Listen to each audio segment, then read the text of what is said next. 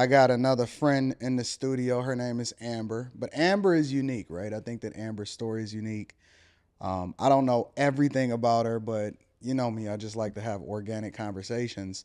But Amber identifies herself as a social media strategist, a hope dealer, and what else? Yeah, many things. So I consider myself a multi-passionate Renaissance woman, a Okay. modern day Renaissance woman. I do a lot of things. I wear many hats, which I think a lot of people, jack of all trades, master of none. But Yep. the actual quote is jack of all trades, master of none, but oftentimes better than a master of one. Okay. So that's how I live by. I feel like I'm a real estate agent, social media strategist. That's what I've been. That's basically what I went to school for. I've been doing that for 10 years. I used to have my own podcast. I don't anymore, but I still am frequent on other people's podcasts. I do a lot of motivational speaking on real estate, and recently kind of entered the TikTok influencer or social media influencer world. Um, yeah, I'm a ordained minister. Really? Yes, That's pretty interesting. yes, and We got to talk about that. notary. I am so many things. What made you become a I didn't know that. What made you become like how did that come about? COVID. So COVID, I realized that a lot of people were having to postpone their weddings Mm. or, cancel their weddings altogether. Everyone was frustrated because they couldn't even get a date at the courthouse to get married. And so I looked up the process to become, a wedding officiant or an ordained minister. And I went through the process and did it. And so I was able to help people through COVID Yeah. get married, at least That's pretty dope. legally. Do you consider yourself like a hustler? Cuz I Oh, mean, to be a real 100%. estate agent Yeah. alone, let alone in any space and content creation or social media, you just got to have a different drive. You know what I'm saying? Like I find that everybody that I've interacted with, it's not the type of space that you can be in where you could just like normal people they get a regular job, they have 9 to 5s, stuff like that.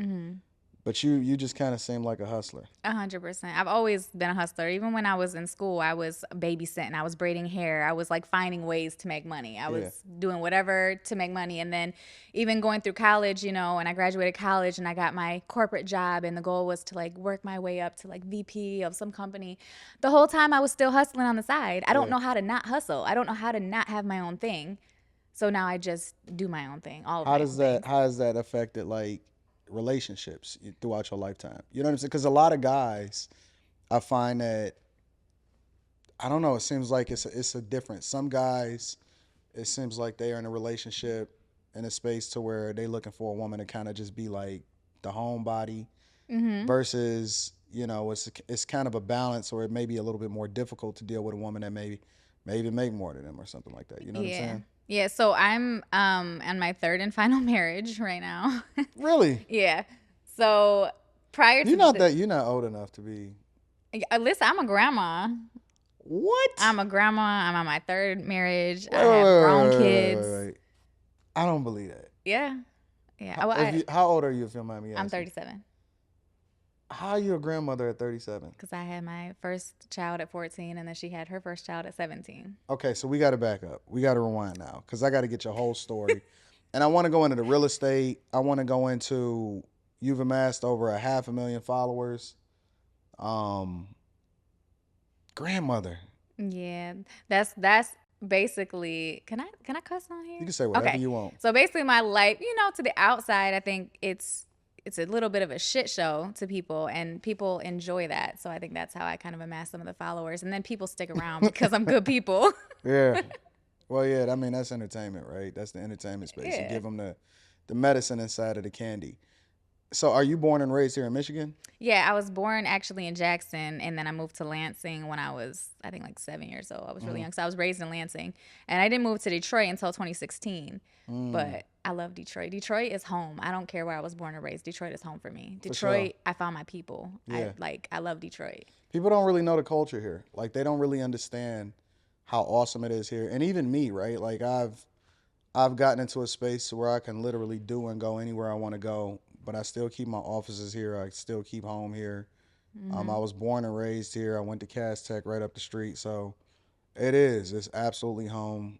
It's a space that I just can't get away from. I'm just always gonna be immersed here, and the culture is awesome. Yeah.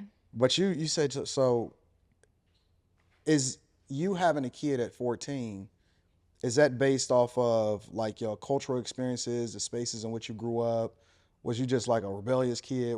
How did that play out? Like all of the things, probably. I think so. I was, it's like a lot, but whatever. I'm kind of open book. But I was sexually abused when I was very young, Hmm. and and because of that, the way that it played out, he was convicted. Mm. However, he was related to me, and for whatever reason, the courts still they still enforced visitations. So I had to still see this person who did this to me, who was convicted of doing this to me. And my mom facilitated that, allowed that, and Wait, wait, so wait. So the person that molested you was also convicted, but then they were able to. Is that the person that got you pregnant? no, Okay. no.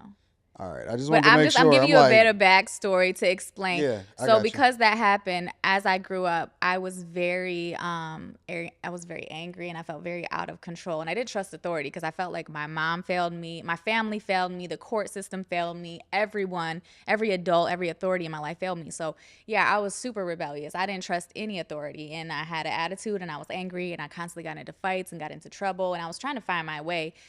Went to a lot of different therapists. I have a letter to this day at home where a therapist told my mom, like, good luck. I don't know what to tell you. I don't know what to do with her. Mm. Like, they just kind of gave up on me.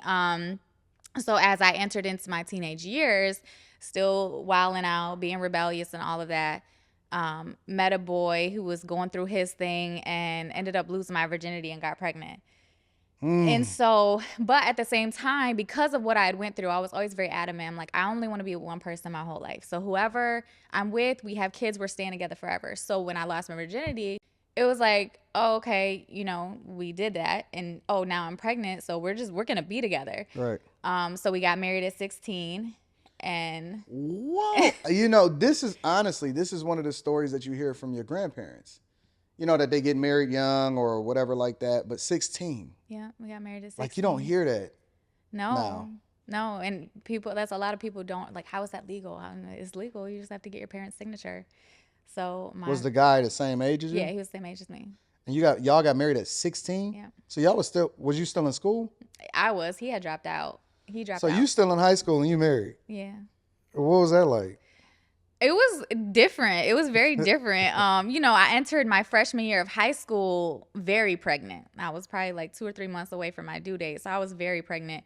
And that was, oh, the pregnant girl, so and so's girlfriend, whatever. And then being married, it was just, I can't, I don't have anything to compare it to because I don't know another life. You know what I mean? I don't know how to compare it Mm-hmm. to the typical high school experience. It just was what it was. But at the same time, like prior to getting pregnant, I had a lot of people that I knew and friends that had gotten pregnant. So it wasn't a big deal. It was like, okay, That was just the norm. it just was what it was. But then Yeah. we got pregnant right after we got married. We got pregnant again. So by 17, we had 2 kids.